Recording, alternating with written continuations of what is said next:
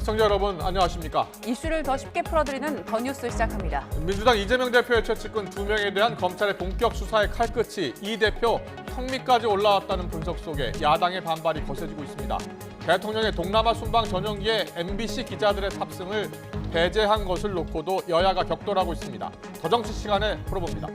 정부가 서울과 성남, 과천, 하남, 광명을 빼고 전국의 부동산 규제 지역을 다 풀었습니다. 또 다음 달부터 15억 원이 넘는 주택의 담보대출도 허용됩니다.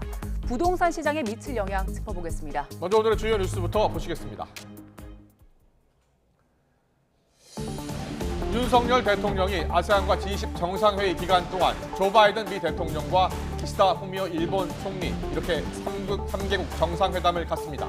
윤 대통령은 이태원 참사의 충격이 가시지 않은 상황에 순방을 떠나는 것에 대해 국민의 이익이 걸린 행사라 참석이 불가피하다고 설명했습니다. 대통령실이 외교와 관련해 왜곡과 편파 보도를 반복했다며 MBC 취재진을 대통령 전용기에 태우지 않겠다고 밝혀 논란이 일고 있습니다. MBC는 취재를 제약하는 행위라고 반발했고 언론 단체들도 언론 자유에 대한 명백한 도전이라고 비판했습니다. 야당 단독으로 제출한 이태원 참사 진상규명을 위한 국정조사 요구서가 잠시 뒤 국회 본회의에 보고됩니다. 국민의힘이 반대 입장을 굽히지 않고 있는 가운데 야당은 국정조사 단독 진행 가능성으로 압박하고 있습니다. 이태원 참사를 수사하고 있는 경찰청 특별수사본부가 전방위 압수수색으로 확보한 압수물 분석에 주력하고 있습니다. 경찰은 물론 소방과 구청 관계자 등 핵심 인물 소환이 임박했다는 분석입니다. 정부가 부동산 시장 회복을 위해 서울과 경기 지역 4곳을 제외한 전국 모든 지역을 부동산 규제 지역에서 해제하기로 했습니다. 무주택자에 대한 주택담보대출 비율은 50%로 일원화하고 미분양주택 PF대출 보증도 신설하기로 했습니다. 미국 중간선거에서 야당인 공화당이 4년 만에 하원을 탈환했지만 기대했던 압승은 거두지 못했습니다. 선거 패배가 예상됐던 바이든 미 대통령은 한숨을 돌리게 됐고 재기를 노린 트럼프 전 대통령은 책임론에 직면할 가능성이 커졌습니다. 윤석열 대통령이 아세안과 G20 정상회의 참석을 위해 내일 4박 6일 일정으로 동남아 순방을 떠납니다. 한미일 정상회담이 개최되고 우리의 인도태평양 전략 등이 발표될 텐데요. 대통령실은 전용기에 MBC 취재진의 탑승을 허용하지 않기로 했는데 윤 대통령은 순방에는 중요한 국익이 걸려 있다는 말로 답변을 대신했습니다. 취재기자 연결합니다. 박석영 기자. 네, 용산 대통령실입니다. 네, 당장 이제 내일 출발할 예정인데 먼저 대통령 전용기에 MBC 취재진이 탑승하지 못하도록 결정이 된 거죠? 네, 대통령은 통상 해외 순방 때 공군 1호기인 전용기를 탑승했고 출입기자단도 비용을 부담하면서 동승해 왔습니다. 하지만 출국을 이틀 앞둔 어젯밤 대통령실은 MBC 측에 그동안 MBC가 외교 관련 왜곡 편파 보도를 반복했다며 이를 방지하기 위해 불가피하게 취재 편의를 제공하지 않겠다. 그러니까 탑승을 허용하지 않는다고 통보했습니다. 그동안 자막 조작, 우방국가의 갈등 조장 시도, 개혁임을 고지하지 않은 왜곡 등이 있었다고 조목조목 이유를 설명했는데요. 이에 MBC는 특정 언론사의 전용기 탑승 거부는 군사독재 시대에도 찾아볼 수 없었던 전대미문의 일이며 언론 자유를 제약하는 행위로 유감을 표한다고 밝혔습니다. 또 비판 언론에 대한 보복이자 새로운 형태의 언론 탄압이라면서 국민 알 권리를 위해 모든 방법을 동원해 현장에서 취재와 보도를 충실히 하겠다고 입장을 냈습니다. 대통령실 출입기자단도 오전에 총회를 열고 이번 사태에 공동 대응하는 것에 다수가 동의했는데요. 구체적인 방안에 대해서는 추가 논의를 거친 뒤 결정하기로 했습니다. 오늘 아침 윤석열 대통령 출근길 때도 관련한 질문이 나왔는데 윤 대통령은 해외 순방에는 중요한 국익이 걸려 있다는 말로 답변을 했습니다. 직접 들어보겠습니다. 이 많은 국민들의 세금을 써가며 이런 해외 순방을 하는 것은 그것이 중요한 국익에 걸려 있기 때문입니다. 그리고 우리 기자 여러분께도 이런 외교 안보 이슈에 관해서 그 취재 편의를 제공해 온 것이고 그런 차원에서 받아들여 주시면 되겠습니다. 윤 대통령은 4박 6일 일정으로 내일부터 캄보디아 프놈펜에서 아세안 정상회의를, 또 14일부터는 인도네시아 발리에서 G20 정상회의 일정에 잇따라 참석하는데요. 윤 대통령은 이태원 참사의 충격과 슬픔에 힘들어하는 국민을 두고 외교 순방에 참석해야 하는지 고민이 많았다면서도 워낙 국민 경제활동과 이익이 걸린 중요한 행사라 불가피하게 가기로 했다고 설명했습니다.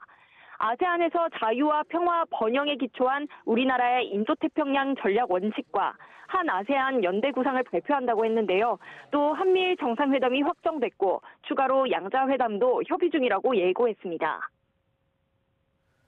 이태원 참사와 관련해서 야3당이 국정조사를 요구하고 있는데요. 윤 대통령이 이를 일축했다고요? 네, 단호하게 부정적인 뜻을 드러냈습니다. 국정조사 필요성을 어떻게 판단하느냐는 취재진 질문에 윤 대통령, 국민은 과학수사와 강제수사에 기반한 수사기관의 신속한 진상규명을 바라고 있다고 언급했습니다.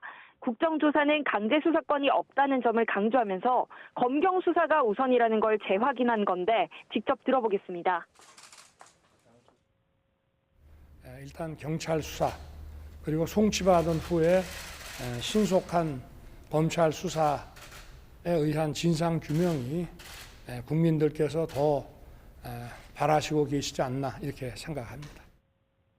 윤 대통령은 국회 국정감사에서 대통령실 김은혜 홍보수석과 강승규 시민사회 수석이 웃기고 있네라고 필담을 주고받은 것에 대해서는 국회에 출석한 정부위원과 관련해 많은 일이 있지 않았느냐면서 종합적으로 이해해주면 좋을 것 같다고 말했습니다. 책임론이 불거진 행정안전부 이상민 장관의 경질에 대한 질문도 있었는데 집무실로 들어가는 대통령 뒷모습의 질문을 던져서 대답을 들을 수는 없었습니다. 지금까지 용산 대통령실에서 YTN 박서경입니다. 국회로 가보겠습니다. 대통령실이 동남아 순방 일정에 동행하는 MBC 취재진을 전용기에 탑승시키지 않기로 한 것. 이것을 두고서 정치권의 공방도 거세지고 있습니다. 이런 가운데 야3당의 이태원 참사 진상규명을 위한 국정조사 요구서 잠시 뒤에 열리는 본회의에 보고가 됩니다. 취재기자 연결합니다. 권남기 기자. 네, 국회입니다. 네, 먼저 대통령실이 이제 해외 순방 일정에 MBC 취재진 전용기 탑승을 막은 것부터 지금 논란이 되고 있고요. 정치권으로도 이 논란이 번지고 있는 거죠? 네, 그렇습니다. 먼저 여당인 국민의힘은 과거 김대중, 노무현 전 대통령 때야말로 언론을 탄압했다며 이번 대통령실의 조치가 언론 통제라고 생각하지 않는다고 밝혔습니다. MBC를 언론이라고 칭하는 것 자체가 부끄럽다는 말도 나왔습니다. 그 책임을 다하지 못할 때 그거는 다른 언론에게 피해를 줄 수 있고 국민들에게 피해를 줄 수 있는 것이죠. 노무현 대통령 정부에서는 기자실을 대못질을 한 사례가 있습니다. 이런 게 언론 탄압이고 통제인 거예요.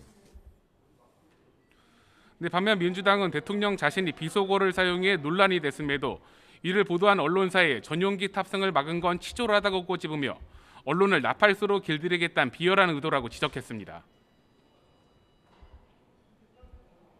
자신이 비속어를 내뱉어 평지 풍파를 일으켰으면서도 반성은커녕 순방 전용기에 보도 언론사의 탑승을 치졸하게 불허하는 뒤끝 장렬 소인배 같은 보복 행위마저 이어갑니다. 네, 정의당도 앞으로 언론 취재는 정권의 검열을 받으라는 얘기와 같다고 비판했습니다. 네, 야3당이 오늘 열리는 본회의에서 이태원 참사 진상규명을 위한 국정조사 요구서를 보고한다고요? 네, 그렇습니다. 야3당의 국정조사 요구서는 오후 2시에 열리는 본회의에 보고될 예정입니다. 요구서가 보고되면 김진표 국회의장은 교섭단체 대표들과 조사위원회 구성과 같은 후속 절차를 진행하게 됩니다. 여당은 강제력이 없는 국정조사가 수사에 지장을 주고 정쟁만 일으킬 것이라고 반대하고 있습니다. 야3당은 일단 오는 24일 본회의 처리 전까지 여당을 설득해보겠다고 나섰습니다. 오늘 본회의에서는 이와 함께 북한 탄도미사일 규탄 결의안 등이 의결될 예정입니다. 네, 그리고 어제 검찰이 민주당 이재명 대표의 최측근으로 꼽히는 정진상 당대표 정무조정실장 여기에 대한 강제수사에 착수를 했습니다. 여기에 대해서 민주당이 계속 반발하고 있습니다. 정치 쇼라고 반발하고 있다고요? 네, 민주당은 오늘 오전 검찰 압수수색을 규탄하는 기자회견을 열고 이번 검찰 압수수색은 이태원 참사 추모 여론을 덮기 위한 국면전환용 쇼라고 반발했습니다. 또 압수수색 역시 실패했다며 이 같은 빈송 압수수색은 이재명 대표를 겁박하고 파괴하기 위한 정치 공작이라고 성토했습니다. 제1야당 대표를 죽이기 위한 공작 수사를 통해 민주당을 와해시켜 결국은 총선과 다음 대선까지 노린 검찰 독재 장기화를 위한 기획 수사입니다. 네, 정진상 실장도 입장문을 통해 그 어떠한 부정한 돈을 받은 일도 없다며 이재명 대표의 결백함은 드러날 것이라고 말했습니다. 반면 국민의힘은 이재명 대표가 의혹의 몸통이라며 야권이 추진하는 국정조사도 이재명 대표 구하기에 불과하다고 주장했습니다. 지금까지 국회에서 전해드렸습니다. 대통령 전용기에 MBC 취재진을 허용하지 않은 것을 두고서 언론계 5개 단체가 언론 자유에 대한 명백한 도전이라고 반발했습니다. 한국기자협회, 방송기자연합회, 한국영상기자협회 등 언론계 5개 단체는 긴급 성명을 내고 권력 비판을 이유로 특정 언론사에 대해 취재 제한을 하는 것은 유례를 찾을 수 없는 언론 탄압이자 폭력이라면서 이같이 밝혔습니다. 그러면서 대통령 전용기는 국민 세금으로 운영이 되며 취재 비용은 각 언론사가 자비로 부담한다면서 대통령 전용기 탑승을 사유재산 이용의 혜택을 주는 것처럼 인식하는 건 시대착오적이라고 비판했습니다. 기시다 일본 총리가 오는 11일부터 19일까지 아세안 등 국제회의가 열리는 동남아시아 3개국을 방문한다고 일본 정부가 공식 발표했습니다. 일본 정부 대변인인 마스노 관방장관은 기시다 총리가 오는 11일 캄보디아에서 열리는 아세안 정상회의와 오는 15일 시작하는 인도네시아 G20 정상회의 그리고 18일 태국에서 열리는 에이펙 정상회의에 참석한다고 밝혔습니다. 마스노 장관은 이번 회의를 계기로 기시다 총리가 미국, 베트남 등 5개 나라와 양자회담을 갖고 한미일 정상회담도 열릴 예정이라고 발표했습니다. 하지만 한일 정상회담 개최에 대해선 따로 언급하지 않았습니다. 이태원 참사를 수사하는 경찰청 특별수사본부가 소방당국의 대응도 들여다보고 있습니다. 당시 지휘팀장이 참사가 일어나고 1시간도 안 돼서 상황이 종료될 것 같다는 무전을 남긴 것도 확인됐습니다. 취재기자 연결합니다. 김철희 기자. 네, 경찰청 특별수사본부에 나와 있습니다. 네, 특수본의 수사 대상에 소방당국의 참사 대응이 적절했는지 이 부분도 포함이 된 거죠? 네, 특수본은 그제 최성범 용산소방서장을 입건한 데 이어 어제는 현장을 지휘했던 지휘팀장까지 입건 조치했습니다. 두 사람의 현장 지휘 의무에 대해서 살펴보겠다는 방침인데요. 지휘팀장의 경우 참사 전후 남아있는 무전 기록을 통해서 혐의 입건 이유를 살펴볼 수가 있습니다. 당시 무전을 보면 현장을 이끌던 지휘팀장은 참사가 일어나고 30분쯤 뒤 골목에 쓰러져 있던 행인 3분의 2가 안전한 장소로 이동했다. 눈으로 볼 때 20-30명만 넘어져 있는 상황으로 뒤에서부터 안전한 장소로 이동 중이라고 말합니다. 이후 밤 11시에 다시 넘어진 행인을 일으켜 세워 안전한 장소로 유도하고 있으니 잠시 뒤에 상황이 종료될 걸로 보인다고 말하는데요. 하지만 무전과 달리 현장에서는 사람들이 마구 뒤엉켜 사상자가 잇따르고 있었습니다. 최 서장 역시 현장 일찌감치 도착하고도 밤 11시 5분이 돼서야 지휘권을 넘겨받고 대응 단계도 제때 발령하지 않은 혐의를 받습니다.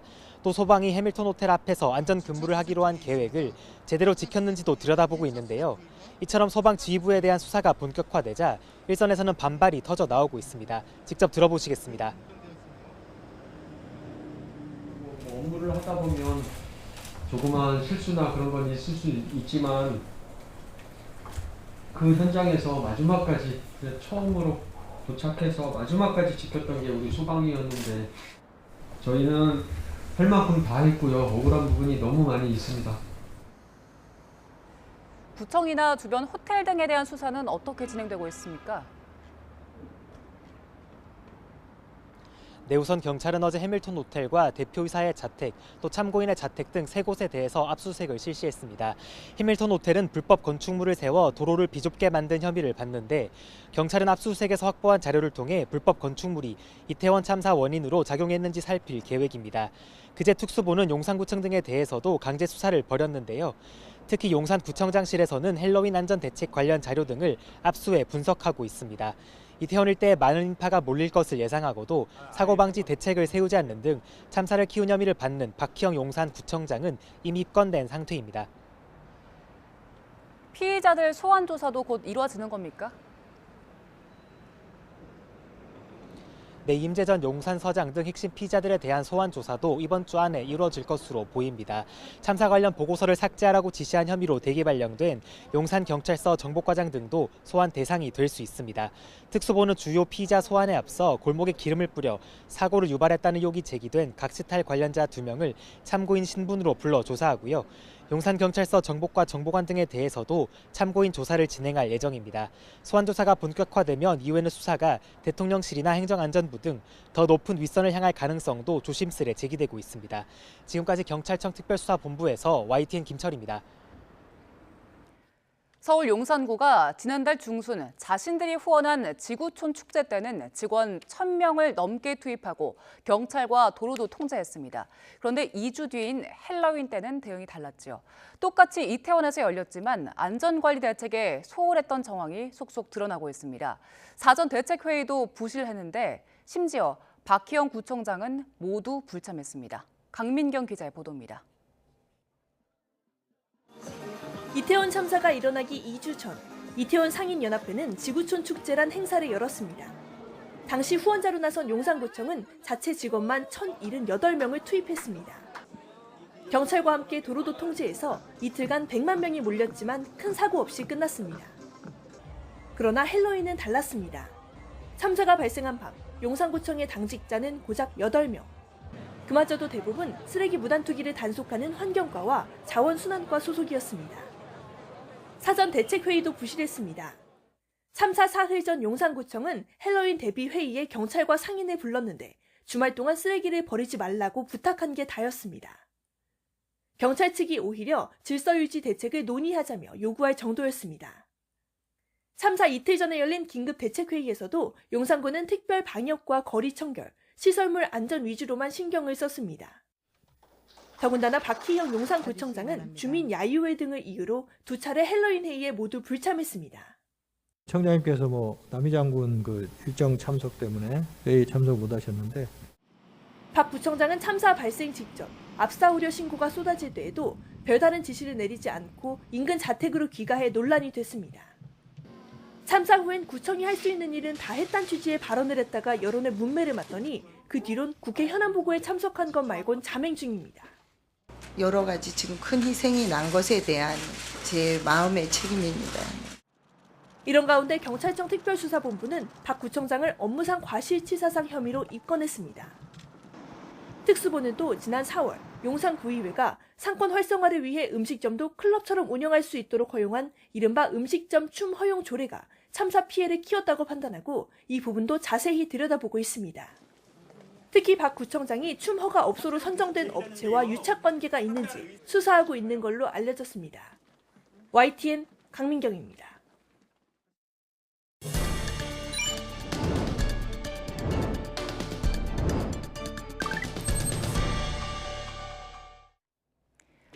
이태원 참사 현장에서 구조 활동을 벌였던 권영준 소방관. 참사 이후 밤잠을 설친다고 말했습니다. 사력을 다해 한 사람이라도 더 구하려고 했지만 결과는 처참했다면서 울먹이기도 했는데요. 참사를 겪은 소방관들도 심리적으로 큰 충격을 받아서 안타까움을 더하고 있습니다. 소방청은 이태원 참사 현장에서 구조 활동을 펼쳤던 소방공무원의 긴급 심리 지원에 나섰는데요. 지난 8일 기준 이태원 참사 대응 현장에 있던 전체 소방 인력의 94% 정도인 1,033명에 대한 긴급 심리 지원이 진행됐습니다. 그 내용을 보면 먼저 소방서와 119 안전센터에 전문 심리 상담사를 파견했고요. 또 전문 진료가 필요한 직원에게는 정신건강의학과 전문 진료를 권고하고 있습니다. 그런데 비단 이번 참사뿐 아니라 소방공무원은 일반인이 겪지 못하는 참혹한 현장을 경험한 경우가 1년에 평균 5.9회가 넘는 걸로 알려졌습니다. 이로 인해 외상 후 스트레스 장애나 우울증, 수면 장애 등을 겪을 위험성이 높은 걸로 나타났습니다. 지난해 12월 진행한 소방청의 최근 조사를 보면 소방공무원 가운데 3,000명이 넘는 인력이 외상 후 스트레스를 겪는 걸로 나타났고요. 극단적인 선택을 생각하는 빈도도 높아서 관리가 필요한 인력은 전체의 4.4%, 2,400명에 가까웠습니다. 올해도 전국 소방공무원 88%를 대상으로 마음건강 설문조사를 통해서 고위험군 1차를 선별한 뒤 전문 상담사가 고위험군을 2차로 선별해서 심리적 회복을 지원하고 있습니다. 그리고 내년에는 상담 인력과 지원 예산을 늘릴 예정입니다. 하지만 소방 공무원들은 관련 지원이 여전히 부족하다고 목소리를 내고 있습니다. 일시적이지 않고 좀 장기적으로 이제 권역별이나 지역별로 하면 좋겠지만 좀 힘들다고 하면 권역별로 트라우마 센터가 이제 설립이 돼서 이제 직원들이 언제든지 가서 좀 힘들다라고 호소할 수 있는 그런 장소가 있었으면 좋겠습니다. 제가. 긍정적 기억보다 생명력이 긴 부정적 기억. 직업 특성상 트라우마에 시달리기 쉬운 소방관의 마음 건강을 체계적으로 관리하는 건 우리 국민의 안전과도 직결된 문제입니다. 철저한 수사로 참사의 원인을 규명하고 책임자를 처벌하는 것도 중요하지만 참사 이후 고통을 겪고 있는 소방관 등 사회 필수 인력에 대한 지원과 관심도 필요해 보입니다. 네, 최근에 부동산 시장이 급격하게 얼어붙으면서 정부가 서울과 경기도 일부만 제외하고 부동산 규제 지역을 모두 해제하기로 했습니다. 또 부동산과 관련한 금융 규제도 서둘러서 완화하기로 했습니다. 이동우 기자의 보도입니다. 최근 수도권을 중심으로 집값이 급락하고 거래 절벽은 더욱 심각해지고 있습니다. 정부는 이에 따라 경기도 9곳을 투기 과열지구에서 해제하고 경기도 22곳과 인천 모든 지역, 그리고 세종 등 모두 31곳을 조정 대상 지역에서 제외했습니다. 집값이 급락하는 경기, 인천 지역에서 규제 완화 요청이 이어지자 51일 만에 추가로 규제 지역 해제를 단행한 것입니다. 최근 수도권이 전반적으로 27주 연속 집값이 하락하고 거래가 급감하면서 실수요자들의 정상적인 주택 거래마저 어려워지고 규제 지역에서 해제되면 대출과 세제, 청약, 거래 등 집을 사고 파는 전 과정에서 규제가 대폭 완화됩니다. 이번 조치로 서울과 과천, 성남, 하남, 광명 등 경기도 4곳만 투기 과열지구와 조정 대상 지역의 이중 규제 지역으로 남게 됐습니다. 이들 지역은 주변 지역 파급 효과와 개발 수요, 높은 주택 수요를 고려했다는 설명입니다. 정부는 지난 5년 동안 과도하게 부동산 가격이 올라 일정 부분 하향 조정은 불가피하다면서도 급격한 시장 냉각 가능성은 경계해야 한다고 강조했습니다. 이에 따라 주택담보대출 비율 LTV 완화 방안을 다음 달 1일부터 조기 시행하기로 했습니다. 다음 달부터는 규제 지역 여부나 주택 가격에 관계없이 무주택자와 1주택자는 집값의 50%까지 주택담보대출을 받을 수 있습니다. 15억 원 초아파트에 대한 임차보증금 반환 목적 주택담보대출을 허용하고 임차보증금 반환 대출 보증 한도는 1억 원에서 2억 원으로 확대합니다. 규제 지역 내 서민과 실수요자의 경우 LTV 우대 대출 한도를 4억 원에서 6억 원까지 늘립니다. 안전진단 등 재건축 관련 규제도 완화합니다. 수요가 높은 정비 사업의 진입 장벽으로 작용하는 안전진단 규제 개편을 연말까지 마무리하고 주택 조기 공급 목적의 공공택지 사전 청약 의무는 폐지하도록 하겠습니다. 아울러 최근 미분양이 늘면서 건설회사의 자금난 우려가 커지는 점을 고려해 주택도시보증공사를 통한 5조 원 규모의 미분양 주택 프로젝트 파이낸싱 PF 대출 보증도 신설하기로 했습니다. YTN 이동우입니다. 네, 지금 들으신 대로 정부의 부동산 시장 정상화 방안 잘 들어보면요. 실수요자에게 대출을 비롯해서 내 집 마련을 위한 거래를 지원하겠다, 좀 더 지원하겠다 이런 의미가 담겨 있는 것 같습니다. 네, 금리 인상 이후에 한파가 몰아치고 있는 부동산 시장에 어떤 영향을 미칠지 함께 짚어보겠습니다. 고종환 한국자산관리연구원장과 이야기 나눠보겠습니다. 어서 오세요. 네, 안녕하십니까. 안녕하십니까. 네. 거래 규제 지역을 다 풀겠다. 그런데 서울, 과천, 하남, 또 성남, 광명 이렇게 5곳이에요. 그러니까 서울을 포함해서. 포함해서 5군데. 규제 지역이 다 해제되면 실제로 가장 먼저 달라지는 게 뭡니까? 네, 5가지가 달라집니다. 네. 우선 대출이 달라지고요. 하나씩 이제 따져보겠습니다. 대출에 가장 큰 변화가 옵니다. 그러니까 이제 돈을 빌려서 주택을 구매하기가 좀 쉬워졌다. 대출의 문턱이 낮아졌다라고 볼 수 있겠고요. 두 번째는 세금이 좀 낮아집니다. 네. 그러니까 이렇게 규제 완화가 되면 다주택재 중과라든지 종부세 이런 좀 세금이 좀 달라지고 예. 뭐 세율도 달라지고 세 번째는 청약 제도가 좀 달라집니다. 이제 재당첨 금지 기간이라든지 또 한 번 당첨되면 또 전매 제한 기간 그리고 이제 거래 제한이라고 해서 전매 제한 기간도 좀 달라지고요. 네. 그리고 이제 재건축이 달라집니다. 그래서 한 5개가 달라지는데 지금 화면에도 나오고 있으니까 조금 부연 설명을 좀 드릴까요? 네. 예, 대출 규제와 관련해서는 아무래도 지금까지는 이제 15억 원 초과 주택에 대해서는 대출이 안 됐습니다. 네. 그러나 앞으로는 15억 원 초과하는 주택도 대출이 가능해졌다는 점, 예, 이 점이 좀 달라졌고 LTV가 달라졌습니다. 이게 40%에서 이제 50%로 높아집니다. 그러니까 집값이 5억이면 2억 5천만 원까지 대출이 가능해졌다. 그리고 이제 분양을 받았을 때 종전에는 9억 원까지 이상한 중도금 대출이 안 됐잖아요. 이게 또 허용이 됩니다. 12억까지. 그리고 이런 점들이 이제 많이 여러 가지로 좀 달라진다는 점이 가장 큰 특징이고, 그리고 이제 세금과 관련해서는 이제 양도세나 우리가 보유세, 종부세 많이들 얘기하잖아요. 이 세금도 좀 규제 지역인가 아닌가에 따라서 세율이 좀 달라집니다. 그리고 좀 전에 설명 좀 드렸습니다만 아무래도 이제 그 한 번 분양을 받았을 때 우리가 이제 보유 기간이 있는데 이런 것도 재당첨 기간도 7년에서 5년으로 또 거주 기간도 5년에서 3년으로 이렇게 좀 단축되는, 그리고 오늘은 이제 이게 중점은 아닙니다만 7년이라고 적혀 있는데 네, 예. 10년에서 7년 또는 이게 이제 투기 과열 지구냐 조정 대상 지구에 따라서 잠깐 좀 다릅니다. 그러니까 우리가 오늘 이 설명이 좀 필요한데 조정 대상 지구를 지정하는 조건을 보면 이번에 세종시가 대상 지역에서 제외됐잖아요. 요 앞전에 그렇게 됐는데 조정 대상 지구는 집값 상승률이 3개월 동안 물가 상승률보다 1.3배 이상 높을 때, 그러니까 집값 상승이 높을 때 지정하는 거거든요. 투기 과열 지구는 말 그대로 투기가 불거나 과열, 시장이 과열될 지역인데 이번에 이제 이렇게 해제한 이유는 연착륙을 위해서 이제 시장이 좀 냉각되는 분위기잖아요. 그러니까 맞지 않기 때문에 연착륙을 위해서 해제했고 이 5가지가 크게 달라진다. 이렇게 이해하시면 좋을 것 같습니다. 잘 들었습니다. 예. 네.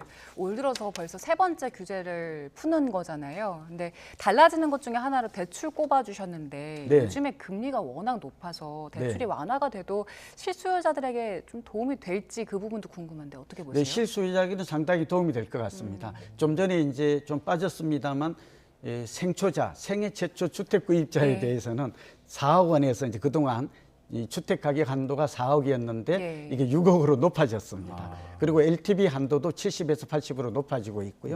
그래서 70 내지 80으로 높아지고 이런 점들은 아무래도 이제 무주택자나 생애 최초 주택 구입자가 주택을 사기에는 상당히 유리해졌다. 대출 문턱이 낮아졌다. 그런 면에서 좀 의미가 있을 것 같고요. 다만 이렇게 대출 문턱이 낮아졌다고 해서 과연 MZ세대, 요즘 이제 20, 30대가 집을 많이 샀지 않습니까? MZ세대가 과연 이 금리가 높은데 높은 금리를 부담하고 또 집값 상승 가능성이 적은 상황에서 집을 살 것인가? 이건 상당히 의문이 되고 결국은 뭐 이런 것들은 결국 그 실소유자 위주의 거래는 다소 좀 살아나겠지만 거래가 정상화되거나 활성화되기까지는 좀 한계가 있을 것으로, 그리고 가격이 조금 좀 하락폭이 둔화되는 효과는 있겠지만 이것 때문에 뭐 가격 하락이 멈추거나 하락이 다시 상승세로 전환되거나 그럴 가능성은 적어 보입니다. 알겠습니다. 그리고 서울 강남 민간 아파트도 요새 미분양이 조금씩 나는 것 같은데요. 이게 어떤 뭐 해법 같은 게 있겠습니까? 네, 우선 그 이유가 중요한데 우리가 집값이 오를 때는 늘 강남부터 먼저 올랐지 않습니까? 그리고 이제 결국 마용, 성광, 동 이렇게 해서 결국 이제 과천이나 이런 수도권으로 이렇게 확산이 됐는데 집값이 지금 강남이 내린다는 의미는 이제 집값 하락이 본격화됐다. 부동산 경기 침체가 본격 시작되었다라는 걸 의미하고요. 가장 많이 내리는 지역이 이 강남권 중에서도 잠실입니다. 이 잠실은 뭐 아파트 이름을 대기는 그런데 L 아파트인 경우는 27억에서 최근에 19억 5천만 원까지 거래가 됐습니다. 굉장히 많이. 그러니까 프로테지를 따져봤더니 한 25% 늘었어요. 굉장히 단기간에 급락했다고 볼 수 있죠. 강남에서도 그 지역이 특별히 더 하락하는 이유가 있습니까? 이유가 있습니다. 왜냐하면 이제 강남도 강남구, 서초구, 송파구 이 3개구를 의미하잖아요. 그런데 이제 강남구나 서초구는 전통적인 부자들이 많습니다. 그랬는데 송파만 해도 최근에 이제 강남권에 합류한 거거든요. 그러다 보니까 신흥 부자들이 많이 샀고 대출을 많이 얻었어요. 그러니까 바로 강남구나 서초구로 들어가기에는 좀 자금이 부담스러우니까 이 잠시를 많이 샀는데 또 살기가 좋으니까 그러다 보니까 금리가 오르니까 이 금리 상승을 이기지 못한 매물이 나오는데 지금 실수요자들이 급매물도 쳐다보지 않습니다. 더 내릴 거라는 기대감 때문이죠. 그러다 보니까 극급매물만 거래가 되고 매물이 이곳에서 비교적 많이 나오고 그러다 보니까 가격 하락폭이 가파른 것으로. 그러면 정부가 아무리 뭐 규제를 풀고 대출의 문턱을 낮춰도 이렇게 집값이 앞으로 더 하락할 것이라는 기대가 크기 때문에 소용이 없겠는데요, 대책이? 네, 그렇죠. 이제 금리가 오르는 한 집값은 오르기 어렵습니다. 이것도 미국발이잖아요. 그리고 이게 또 경기 침체에 영향을 미치잖아요. 이 경기가 침체되면 우리가 자산시장이라고 그래서 코인이나 주식, 주택도 결국 악영향을 받을 수밖에 없겠죠. 또 이렇게 되면 결국 금리가 올라서 집값이 오르지 않을 것이라는 이런 기대감이 확산이 되면 결국 구매 심리가 악화되어서 결국은 집값이 더 그러니까 집을 사는 사람도 적고 지금은 매물이 그렇게 늘어나고 있지는 않아요. 한 1-20% 늘었는데 이 매물을 현재 매수자가 없어서 실종 상태에서 소화가 안 되는 게 가격 급락의 가장 큰 원인으로 해석이 됩니다. 네. 그리고 올해 종합부동산세 내는 국민들이 처음으로 지금 100만 명 넘겼다고 하는데 요즘 집값은 내리는 추세인데 공시가 계속 올라서 종부세에 대한 걱정들 많이 하는 것 같아요. 오늘 관련 내용 담겼습니까? 네, 그렇죠. 오늘이 나온 것은 아닌데 이 얘기는 이제 이 대책과 관련해서 나온 건 아닌데 어제 나왔습니다. 작년도에 종부세 부담했던 인원이 한 93만 명. 우리나라가 주택을 보유한 인원이 한 1,500만 명 되거든요. 그러니까 거의 8% 정도가 지금 현재 종부세 부과 대상이 된다. 근데 93만 명에서 120만 명으로 현재 추정이 되는데 너무 급격하게 종부세 대상 인원이 늘은 게 조세 반발 내지는 조세 저항을 좀 가져오는 게 아닌가 이런 우려가 나오고 있고요. 실제로 좀 자세한 내용을 따져보면 종부세는 1주택인 경우는 공시가격이 11억 원이 초과주택입니다. 그리고 2주택 이상은 6억 원으로 되어 있잖아요. 근데 이제 국민의힘에서는 사실은 11억 원의 공시가격 기준을 14억 원을 올리자 이렇게 입법 제안을 했습니다. 근데 야당이 반대해서 통과가 안 됐거든요. 그러다 보니까 이제 야당의 반대로 이게 좀 통과가 안 됨으로 인해서 종부세를 내는 인원이 1-20만 명 늘은 게 아닌가. 뭐 이런 정치적 공방이 이어지고 있고 다만 종부세금은 그렇게 늘어날 것 같지는 않습니다. 왜냐하면 공정시장 가액 비율이라고 해서 이게 좀 낮아졌습니다. 그래서 실제 부담하는 그러니까 종부세 가세 인원은 늘었지만 실제 종부세를 부담하는 금액은 작년보다 오히려 낮아질 것이다. 공시가격은 17% 올랐지만 공정시장 가격 비율이 좀 낮아져서 한 60%로 지금 낮게 된 걸로 보이거든요. 그래서 실제 세금 부담은 작년보다 크지 않을 것으로 예상이 됩니다. 그렇군요. 전 세계적으로 금리가 인상되고 있기 때문에 부동산 시장에는 좋지 않잖아요. 그래서 우리나라도 지금 급매물이 많이 나오고 있는데 과연 이 부동산 시장 하락이 언제까지 계속될 것이냐. 뭐 전문가들마다 전망이 다르긴 하던데 다르죠. 어떻게 전망하세요? 근데 그렇게 부동산 경제학에서는 전망은 그렇게 방향을 예측하는 건 어렵지 않습니다. 한 두 가지 얘기를 드리고 싶은데요. 교훈이 될 만한 게 지난 97년 말에 있었던 IMF 외환 위기, 또 2008년에 있었던 글로벌 금융 위기 때 얼마나 내렸는가 이걸 보면 이제 앞으로 얼마 정도 더 떨어질 것인가 추정은 좀 가능하고요. 그리고 집값 거품의 붕괴도 동시에 일어나고 있거든요.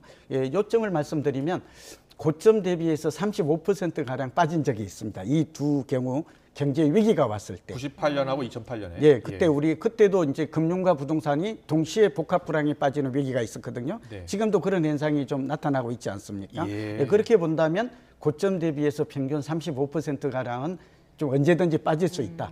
급격히 빠지든 서서히 빠지든. 두 번째는 금리 인상이 발생하고 난 이후에 이 주택 경기에 미치는 영향은 최소 1년에서 3년가량 됩니다. 네. 그러니까 지금 추정할 수 있는 것은 지금의 하락세가 적어도 내년 말까지는 이어질 가능성이 높다. 이거는 확률적으로 예측이 가능하고요. 예. 두 번째는 길게 본다면 네. 만약에 우리 경기 침체를 넘어서 불안까지 간다면 또 위기까지 온다면 적어도 3년, 2025년까지는 지금의 하락기가 이어질 수 있다. 뭐 이런 점들은 과거에 우리 데이터 분석이나 통계를 경험으로 보아서 알 수 있기 때문에 현재 가격이 앞서 잠시는 한 25% 떨어졌다고 하는데 이게 의미하는 바는 앞으로 미국의 금리를 언제 얼마만큼 올릴 것인가, 또 미국 경제와 우리 경제가 어떤 흐름을 보일까에 따라서 다르지만 적어도 추가로 하락할 여지는 현재로서는 많은 게 사실이다. 이런 진단은 해볼 수 있겠습니다. 예. 네. 이런 전망들 나오기 때문에 최근 그 부동산 상승기 때 네. 집을 빚 많이 내서 산 분들 어떻게 해야 되나? 이분들이 고민하고 가장 이제 맞춤형 대책이 필요한 시기인데요. 지금은 이제 각자 도생해야 될 좀 경우의 수를 나누어서 간단하게 설명드리겠습니다. 네. 우선 무주택자들의 고민이 많습니다. 지금 이제 전세는 좀 내리고 있지만 전세는 그렇게 오랫동안 많이 내릴 것 같지는 않아요. 서울이나 수도권은. 그러니까 무주택자인 경우는 앞으로 내 집 마련의 기회가 좀 더 넓어졌습니다. 그러니까 윤석열 정부하에서는 신규 분양 물량이 전국적으로는 270만 호 되잖아요. 서울이 50만 호, 수도권이 158만 호나 되니까 공급이 꽤 다른 정부 때보다 늘어날 것이다. 네. 이런 점은 좀 기대할 만하고요. 두 번째는 저가 급매물을 이제 앞서 제가 집값이 한 짧게는 1년, 길게는 한 2, 3년 내릴 수 있다고 전망했잖아요. 네. 이 기회에 내린다면 저가 급매물을 또 노려볼 만합니다. 그리고 이제 경공매 이런 매물도 좀 많이 나올 것 같아요. 그런 점에서 지금 무주택자들은 좀 급하게 서두르기보다는 적어도 내년 상반기까지는 우리 경제 흐름이나 시장의 흐름을 좀 지켜본 후에 판단하는 게 좋겠다. 네. 그다음에 신규 분양이 그래도 가장 알짜 분양이 되겠다라는 얘기고, 1주택자의 지분이 의외로 많습니다. 제가 이렇게 보면. 근데 1주택자인 경우는 두 가지 부류가 있습니다. 하나는 작년에 무리하게 그러니까 대출을 50% 이상 받아서 집을 샀던 영끌 했던 MZ세대인 경우가 고민이 많은데 두 가지 선택이 있습니다. 앞서 말한 대로 한 1, 2년, 2, 3년은 집값이 내릴 수 있겠지만 그러나 서울이나 수도권은 우리가 이제 장기 사이클을 분석해 보면 4, 5년 후 또는 10년 후에는 지금보다도 집값이 더 올라 있을 가능성. 그러니까 고점이 우상향할 가능성은 높은 것이죠. 이거는 크게 의심하지 않아도 됩니다. 학술적으로. 그럴 경우는 지금 팔고 전세 살다가 다시 저점에서 매수할 것인지 아니면 장기 보유를 선택한다면 좀 저는 가능한 대안으로 보이고요. 끝으로 이제 마지막으로 다주택자들 고민도 굉장히 많잖아요. 종부세도 관련해서 질문이 많은데, 다주택자들은 대출을 많이 받은 경우라면 지금 금리 상승이 언제 끝날지 알 수가 없기 때문에 이런 분들은 가급적이면은 대출을 많이 받은 분은 몸집을 좀 줄여라. 다운사이징, 슬림화 전략을 선택할 것을, 이게 더 현명한 전략이 아닐까 생각됩니다. 네, 알겠습니다. 오늘 부동산 시장 향후 전망까지 들어봤습니다. 고종환 한국자산관리연구원장과 함께했습니다. 잘 들었습니다. 네, 감사합니다.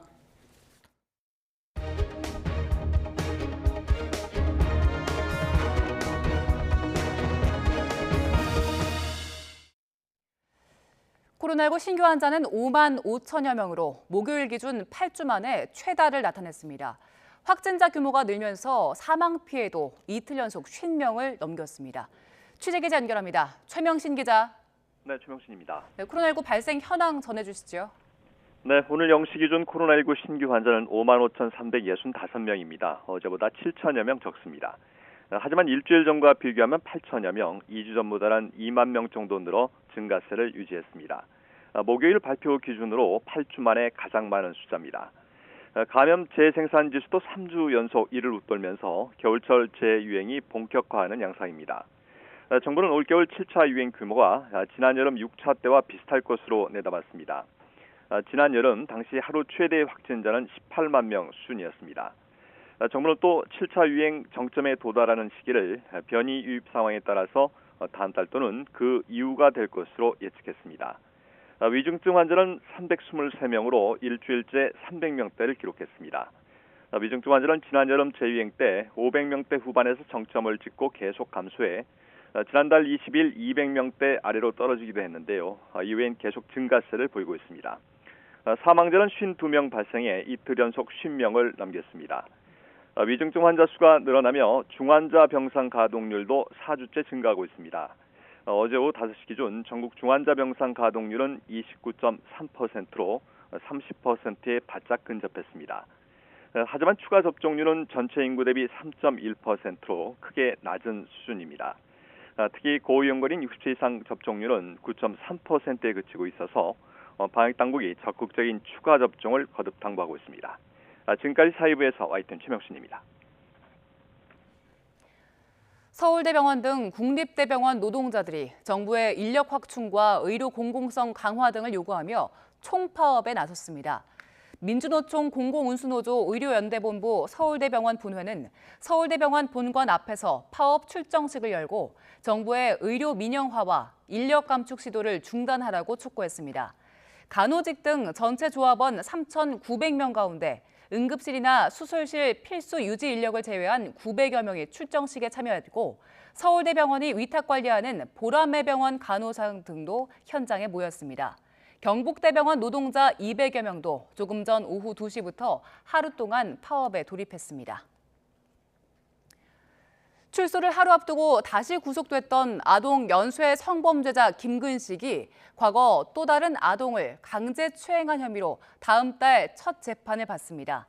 김근식은 지난 2006년 9월 경기도에 있는 초등학교 근처 야산에서 당시 13살 미만이었던 피해 아동을 흉기로 위협하며 강제추행한 혐의로 재판에 넘겨졌습니다. 또 교도소에서 다른 재소자와의 말다툼을 제지하는 교도관을 폭행하고 시비가 붙은 동료 재소자들을 상습 폭행한 혐의도 받고 있습니다.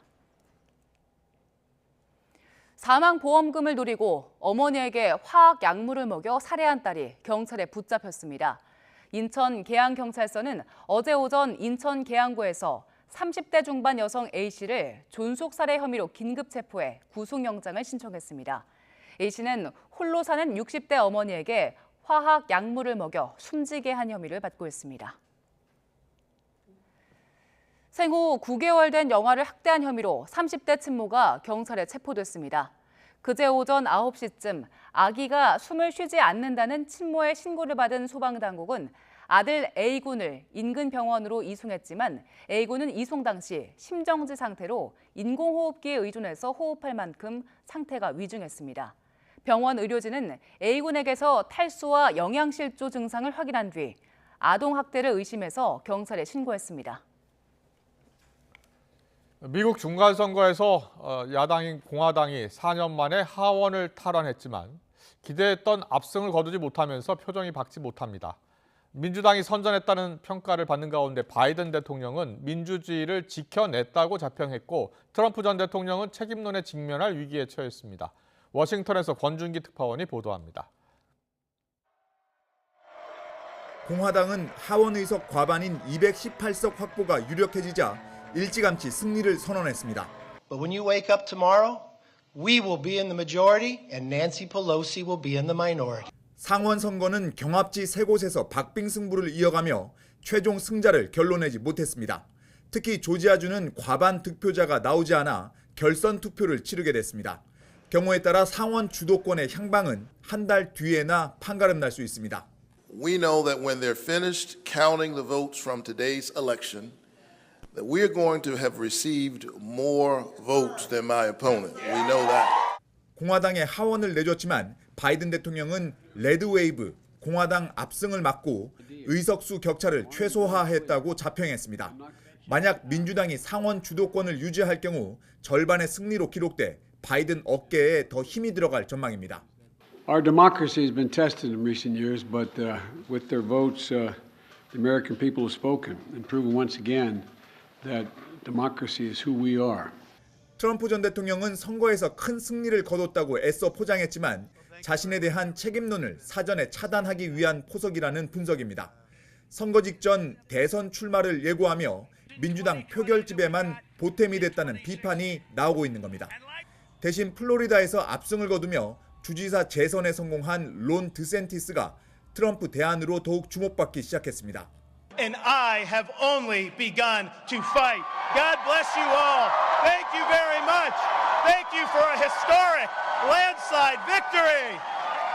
중간 선거에서 선전한 바이든 대통령은 기자회견에서 다음 대선 출마 가능성을 언급했습니다. 다만 최종 판단은 내년 초에나 내릴 거라고 말했습니다. 워싱턴에서 YTN 권윤기입니다.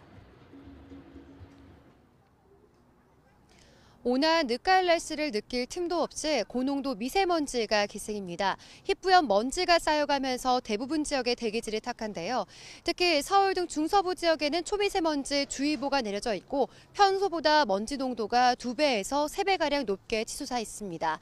잠시만 마스크를 끼지 않고 있으면 목이 무척 칼칼하고 또 눈이 따가울 정도로 공기 중에 먼지가 가득합니다. 오늘 호흡기가 약한 어린이와 노약자는 가급적 외출을 자제해 주시기 바랍니다. 내일도 미세먼지가 쉽게 해소되지 못하겠습니다. 대기가 정체되면서 내일 서울 등 수도권과 충남 지역은 종일 초미세먼지 농도 나쁨, 충북과 전북은 오전 한때 나쁨 수준을 보이겠습니다. 내일 내륙 하늘에는 구름만 다소 지나다가 점차 흐려지겠습니다. 제주도는 내일까지 5에서 40mm의 비가 예상됩니다. 내일은 오늘보다 날이 더 포근해지겠습니다. 아침 기온도 서울 11도, 광주 12도, 대구는 9도로 오늘보다 2에서 4도가량 높겠고요. 한낮에는 서울과 대전 21도, 광주와 부산은 22도로 대부분 20도를 웃돌면서 온화하겠습니다. 이후 토요일과 일요일 사이 전국에 단비 소식이 있는데요. 비가 내리며 건조함과 미세먼지는 해소되겠지만 일요일부터 날이 급격하게 쌀쌀해질 전망입니다. 큰 기온 변화에 건강관리 잘 해주시기 바랍니다. 비가 내리기 전까지 대기의 건조함은 더욱더 심해지겠습니다. 특히 강원 동해안 지역에는 일주일째 건조주의보가 이어지고 있으니까요. 산불 등 화재 예방에 각별히 주의해 주시기 바랍니다. 지금까지 YTN 홍나실입니다. 민주당 이재명 대표의 최측근 2명에 대한 검찰의 본격 수사의 칼끝이 이 대표 턱 밑까지 올라왔다는 분석 속에 야당의 반발도 거세지고 있습니다. 대통령 동남아 순방 전용기에 MBC 기자들의 탑승을 배제한 것을 두고도 여야가 격돌하고 있습니다. 잠시 뒤 여야 의원과 짚어보겠습니다.